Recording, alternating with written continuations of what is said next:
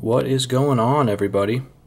Got another video here for you, and this one is on a big knife.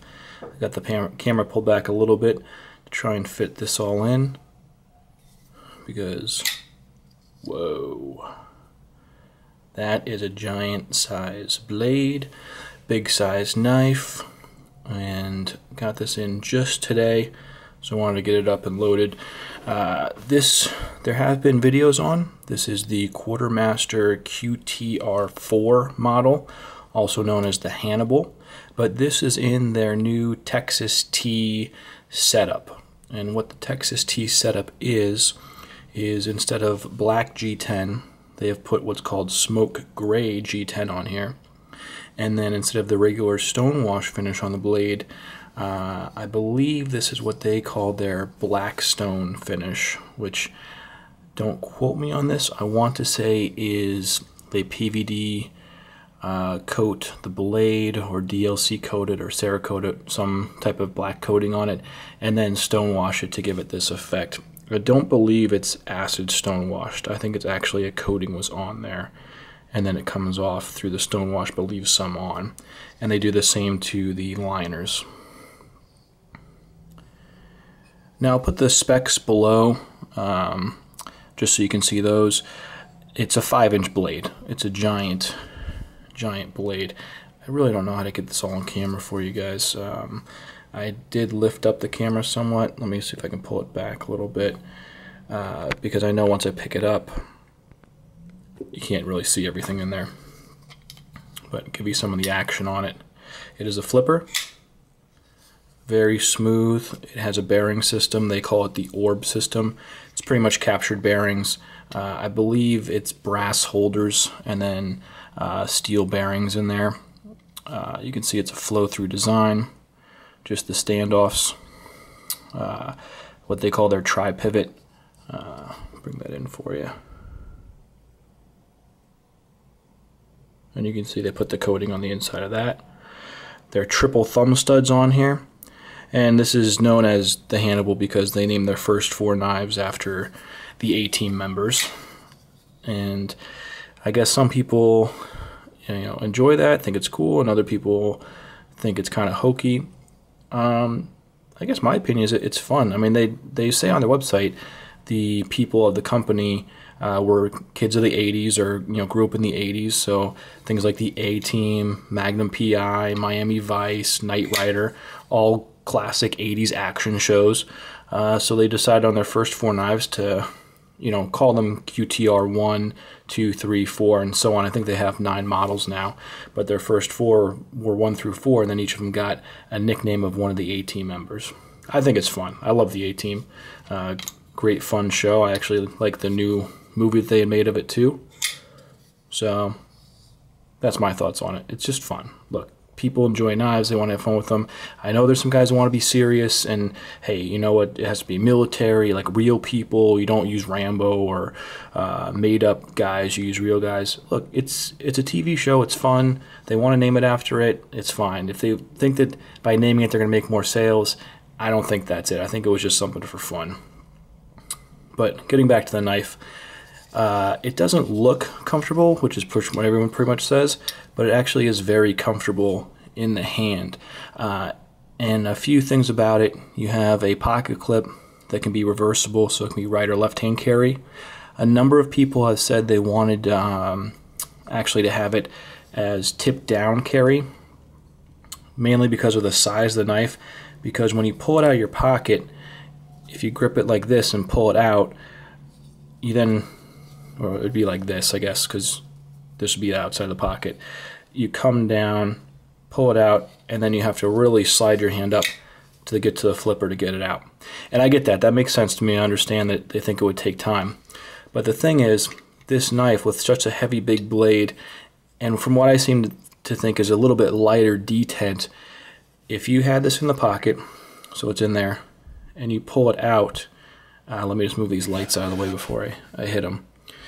You don't really need to use the flipper on this knife, especially if you're in a tactical situation or some danger, or you need to get the blade out fast.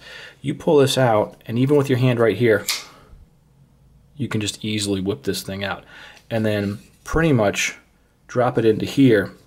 And this is your farthest reach. I'll span this out a little bit. So when it's in this grip, this is very comfortable. This fills the middle of your hand well. You can see this finger and this finger kind of go in this middle secondary choil. These two fingers wrap nicely around here. This wraps under your pinky. And you can see you have great slicing ability with this grip. And this is your pretty much greatest reach grip. So from this point, pretty much from here to here, you're getting about 8 inches of reach beyond your arm. 8 inches, and in a very solid grip. Now your next hand position is right here. You can see a little bit more of the butt of the knife comes out. Your thumb lays in right here.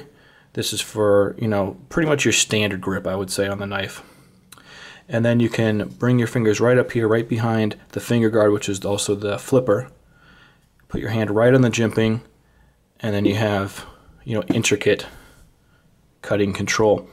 And really this jimping, it's aggressive, it's big, but it doesn't cut. You don't really feel it's really hard snagging. It's just good for control. And the one thing is, I'm a big choil fan. I really like choils on the knives, especially when it's a longer blade.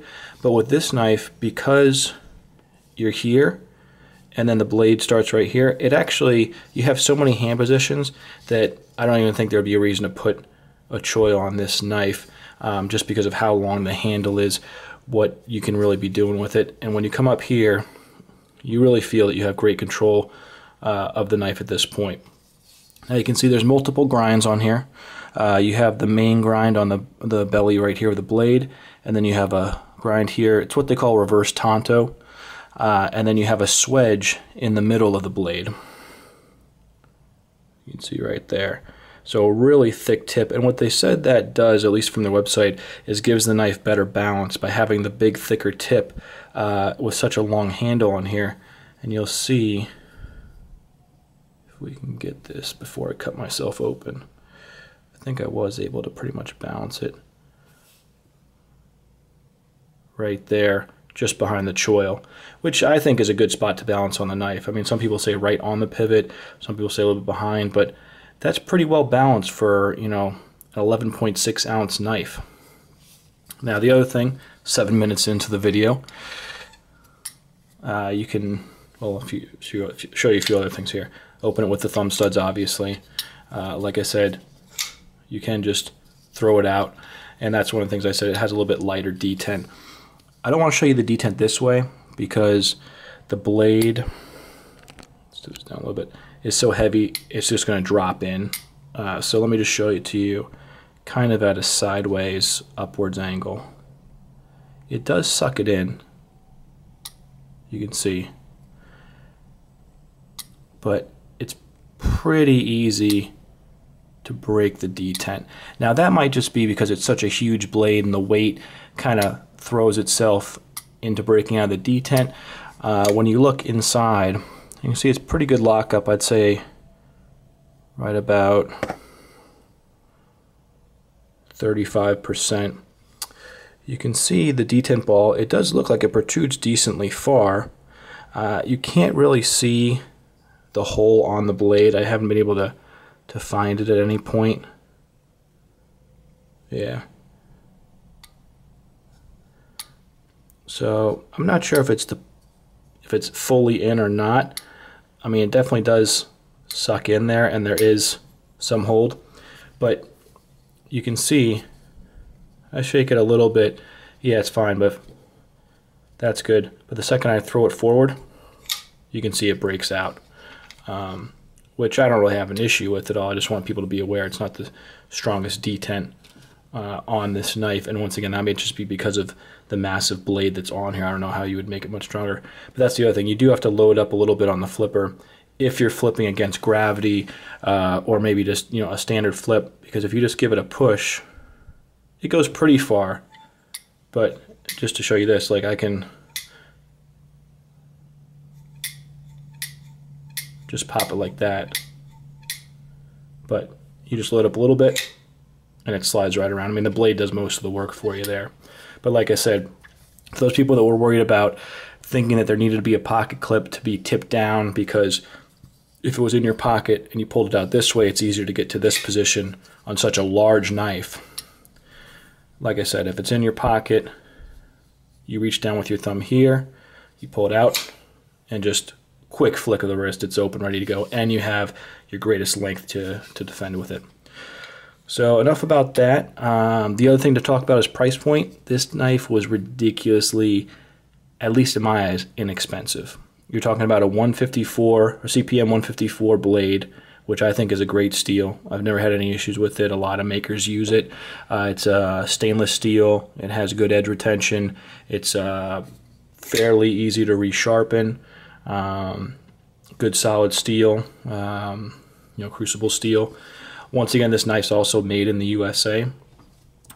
One thing to be aware of, the liners are stainless steel. They're not titanium, just to be aware of.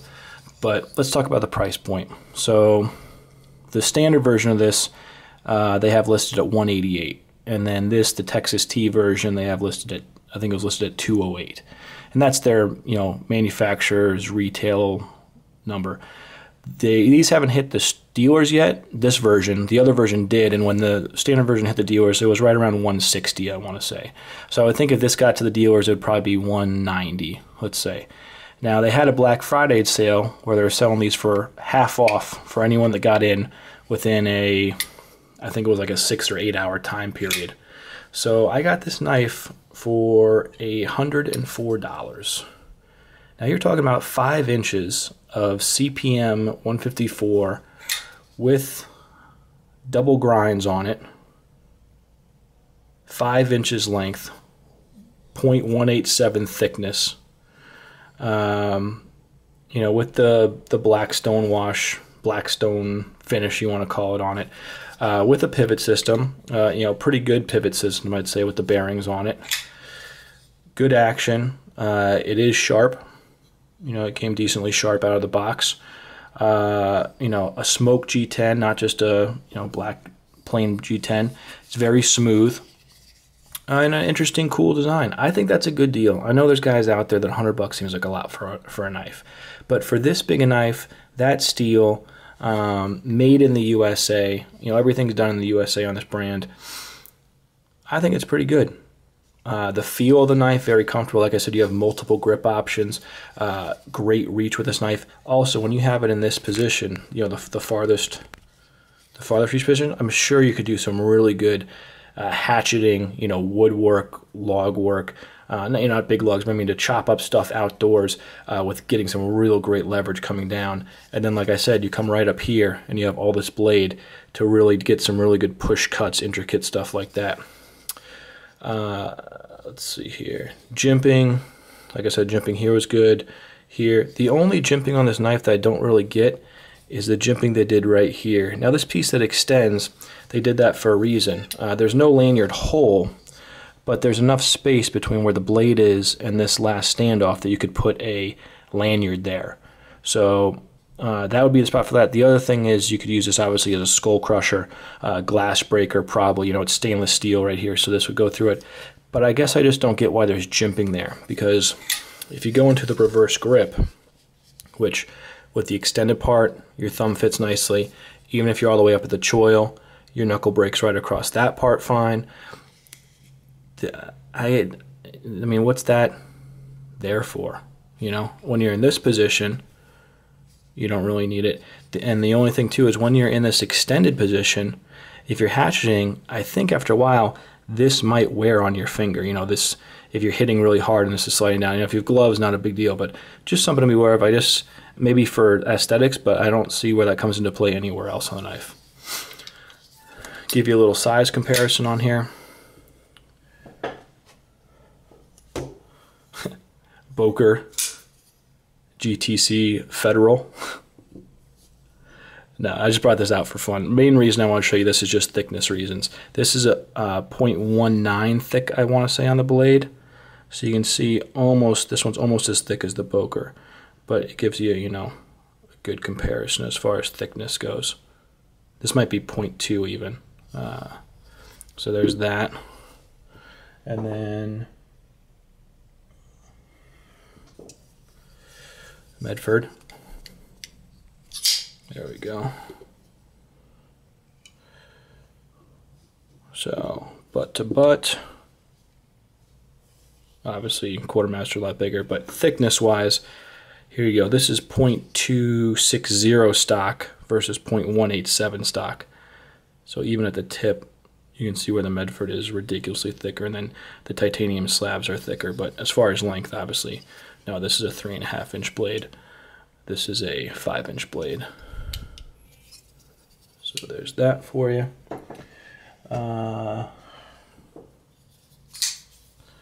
ZTO 600, butt to butt. Let me get this boker out of here. See that, and then even pivot to pivot. This is about a 4.37 blade, maybe a little bit longer than that, but you can see the difference there. And then Browse division, pretty long handle on this, and blade. This is, I want to say, over a 4.5 inch blade, maybe 4.37 again. I'm not sure. Sorry about not having the exact specs, guys, but you can say even there. And then this is 3/16 stock, which I want to say is the same as 0.187 if my math is correct. But for some reason, the Qtrmstr looks thicker. And now this knife has a lot of steel ground out of it with the hollow grind. I mean, it is ridiculously light. This has a lot of steel left on it. So even though the blade lengths are similar, this isn't as long, but almost as long. This thing is ridiculously lighter than this. And lastly, we got the Qtrmstr ratio, which is probably the most close comparable as far as length and girth and everything else. There you go. So this, I want to say, is like a 4.7, 4.6 inch blade. But then even on the thickness, this I believe is the same thickness as this. You can see right there. And even how they did the swedge here and the swedge in the middle, very similar. This is N690, aluminum handles, stainless steel, and then this stainless steel with the G10. So kind of comparison for you with all the other, sorry about the bump, guys, with all the other big blades out there, or some of them just so you can see with those. My main thoughts, I would like I mentioned, to have there be a little bit stronger detent on here. I don't know if that's possible. I'm sure it's possible, but I'm sure it's hard for them to do with such a big weighty blade. But you can see how you can pretty easily swing it open, which is good for pulling out a pocket, like I said, with where the pocket clip is, how I've mentioned that. Lockup's good on it. It's just that you can see, I think the best example for you is the T4, which I showed in my last video. Now here, you have a pretty thick blade all the way through, just so you can see thickness on those. Obviously not as long, 4 inch, this is a 4 inch blade, this is a 5 inch blade. It doesn't have the thumb studs like this does, but you can see this is stainless steel liners and G10, stainless steel liners G10. You can see the Browse looks like it has slightly thicker liners than the Qtrmstr. And once again, I think, now Jason's calling these production folders on his website. Originally, he was calling most of his folders, flippers, semi-custom or mid-techs. So, because I think he still grinds all these. But sorry, getting off topic. This I could shake. Does not come out at all. I mean, look at this. This is ridiculous. Ridiculously awesome detent on this blade.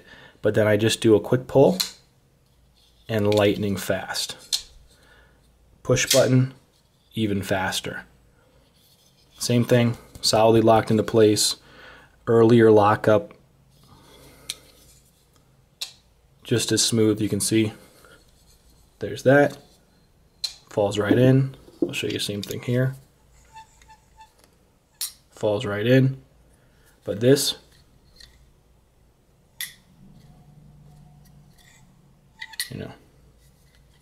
a little shake, easily. So just something to be aware of on it. And you look at this.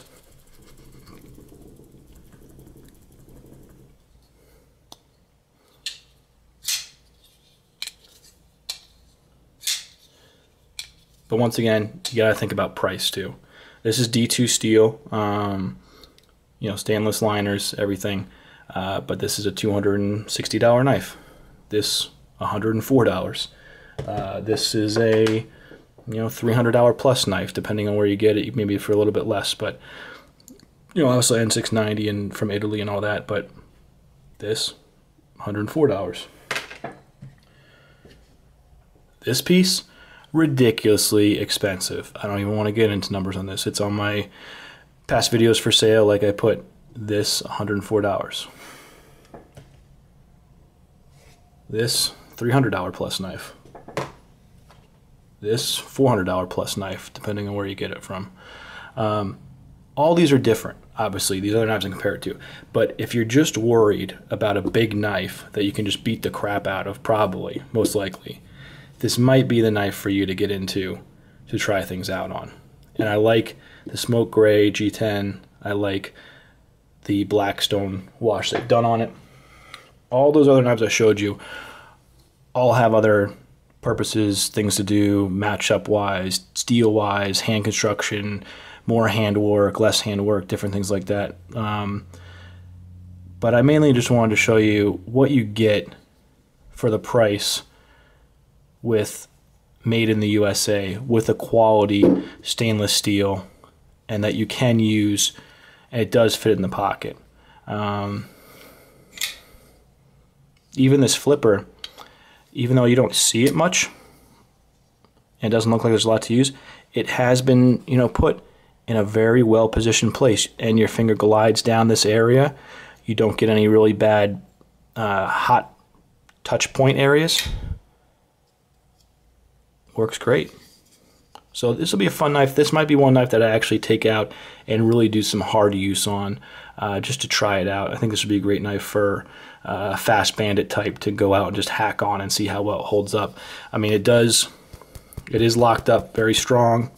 There's no blade play on it, front or back, and even when you disengage the lock here, there's no side to side play. And when you just let it go back in, it's locked up. I'll show you a quick cut test. We'll be done. Paper, knife,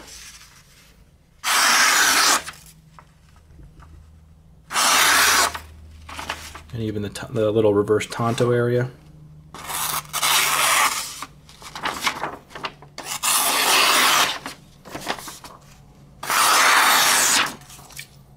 So, pretty good.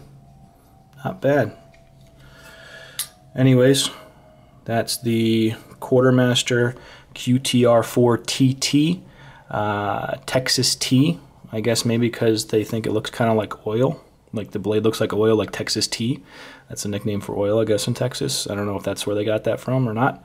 But that's it. I think it's a fun knife. I think it's a good knife for the money. All the other knives I showed you, that I love having those. They're awesome. And that was just more for a size and just kind of an idea comparison, just to show you those. So hopefully you liked everything. Let me know your thoughts, comments, anything you guys want to add. And hopefully in the next week or two or a few more, I'll be getting some custom knives in and see how those look and match up and everything. Anyways, guys, have a good night, have a good day, good weekend, whatever's going on for you, and I'll catch you later.